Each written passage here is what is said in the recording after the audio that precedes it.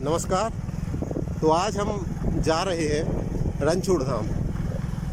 देखिए जंगलों के बीच में कितना प्यारा दृश्य है। और एक ललितपुर से लगभग 35 किलोमीटर दूर धौर्रा से 5 किलोमीटर, धौर्रा एक सब स्टेशन भी है, रेल भी रुकती है वहीं पे, छोटा सा स्टेशन है वहीं, वहाँ से 5 किलोमीटर दूर पड़ता है। घोर जंगल में होकर बेतवा और विंध्याचल पहाड़ियों में स्थित है धाम। भगवान कृष्ण के रणछोड़ नाम जब पड़ा था उसी के लिए प्रसिद्ध है। अब देखते हैं हम आगे पहुंचते हैं, जैसे हम आपको आगे की कथा सुनाएंगे वहां पहुंचकर।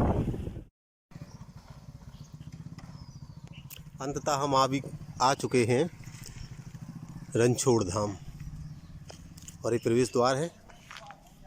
महाभारत कालीन बनाया गया है, जब युद्ध में इस प्रकार महाभारत में अर्जुन पीछे बैठे थे, भगवान कृष्ण उनका रथ चला रहे थे और हम बस इसी दरवाजे से, जो गेट बना है इसी से अंदर चलते हैं। और कई मंदिर हैं वहाँ पे, कुछ नए हैं कुछ पुराने हैं, सब मंदिरों को हम देखते हैं। चलो तो चलते हैं। यहाँ से जैसे ही हम आगे चलते हैं,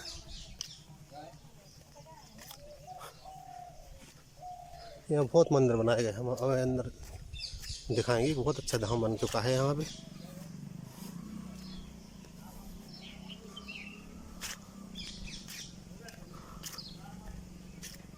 देखिए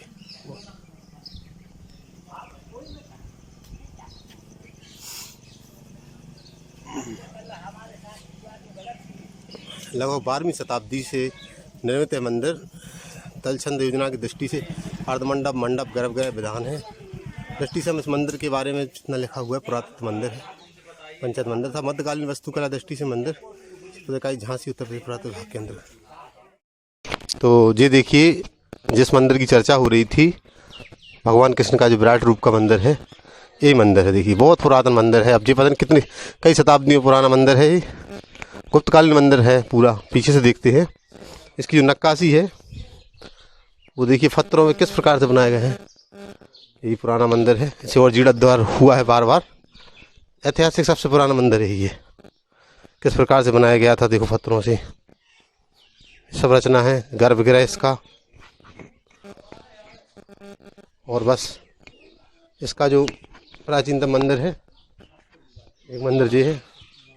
आइए तो 2 मिनट देखिए, इसके दरवाजे की नक्काशी है, बहुत पुरानी है। देखिए आप, बहुत मूर्तियां बनी हुई हैं। भक्त लोग आते रहते हैं मतलब यहाँ पे। देखिए आप, चलो आप अंदर चलते हैं। लाइट चली। हाँ देखिए भी साफ आ रही दोनों साइड में प्रतिमा। हाँ प्रतिमा, जी साइड ये प्रतिमा है, पंडित जी प्रतिमा।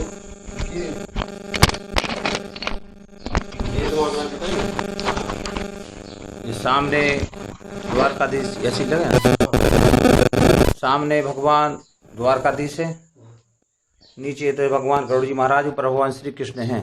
ये भगवान का विराट स्वरूप है, 14 भुजा से आसीन है भगवान। हर एक शिला से बनी हुई प्रतिमा है पूरी, एक चट्टान से बनी हुई प्रतिमा है।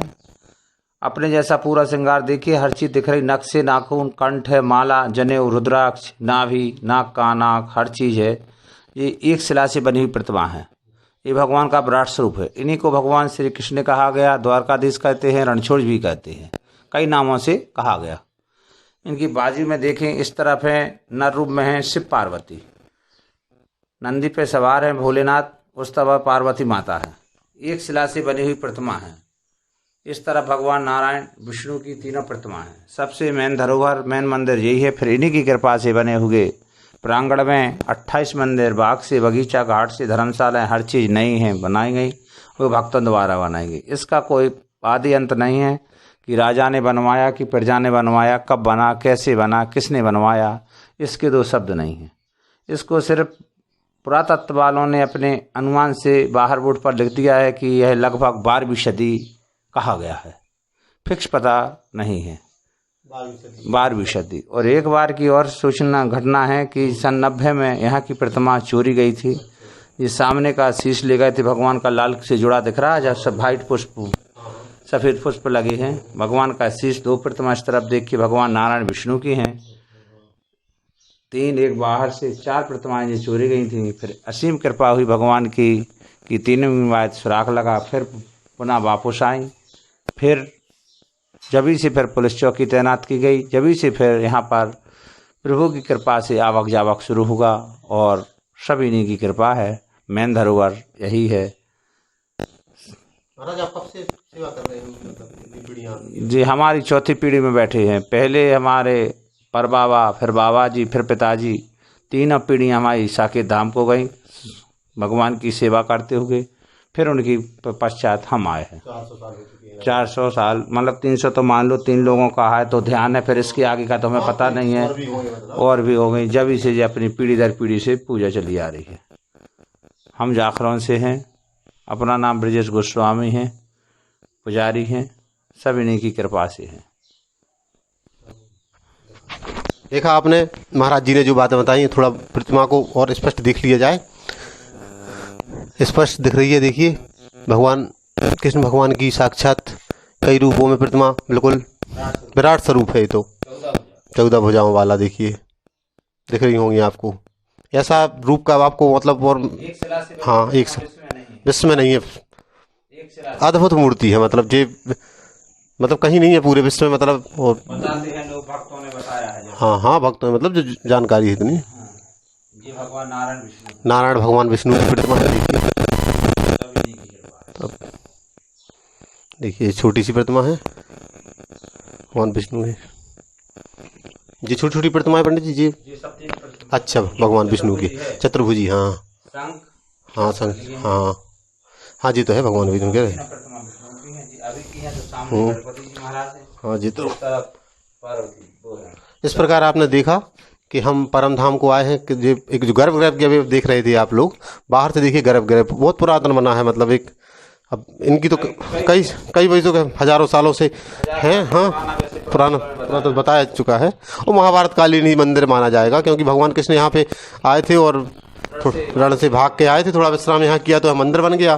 फिर आगे गए थोड़ी, हम बेतवा नदी थी, फिर मुचकुंद गुफा में। मुचकुंद गुफा की क्या कहानी है?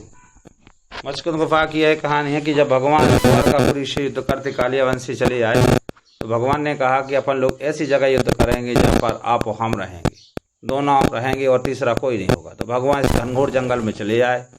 तो भगवान ने आगे आगे पीताम्बरा खींचते हुए चले आए। तो भगवान पीछे से कालियावन चला आया और उसने कहा कि ठहरो, युद्ध करो। तो भगवान ने 16 बार संघर्ष किया और भगवान अलुप हो गए। फिर इसके बाद उसने कहा कि भगवान तो छल से चले गए। फिर उसने कहा कि भाई जी कहाँ गए? तो फिर वो पीछे देखा तो गुफा में वहाँ पर मुचकुंद ऋषि तपस्या करके कई हजार वर्षों के लिए सो रहे थे। तो उसने पीला पीताम्बर भगवान श्री कृष्ण लिए, तो पीले पीताम्बर उड़े फो रहे थे ऋषि जी, मुचकुंद ऋषि। तो उसने समझा कि यहाँ पर जी छुप गए हैं।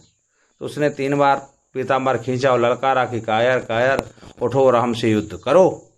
किसने कहा? कालियावन ने। तो वहाँ पर सो रहे थे मुचकुंद ऋषि। तो ऋषि का ये वरदान था कि जो हमको जगाएगा तो वह दृष्टि से ही भस्म हो जाएगा। यहाँ पर भगवान कृष्ण ने वरदान दे दिया था कि अस्त्र से तो मरोगे नहीं, मरोगे तो दृष्टि से मरोगे। तो वहाँ जाके भगवान दृष्टि से वो खत्म हो गए, भस्म होगा। तो भगवान ने, ऋषि ने कहा कि भाई अभी किसने जगा दिया, अभी तो हमारा पूरी निद्रा हुई नहीं। फिर इसके पश्चात वहाँ पर भगवान ने दोनों, कृष्ण ने वहाँ पर दर्शन दिए। कृष्ण इसी रूप में विराट रूप में दर्शन दिए में, और दोनों का उद्धार हुआ और दोनों ही साकेत धाम को चले गए। यही कथा होती है। भगवान श्री कृष्ण की जय।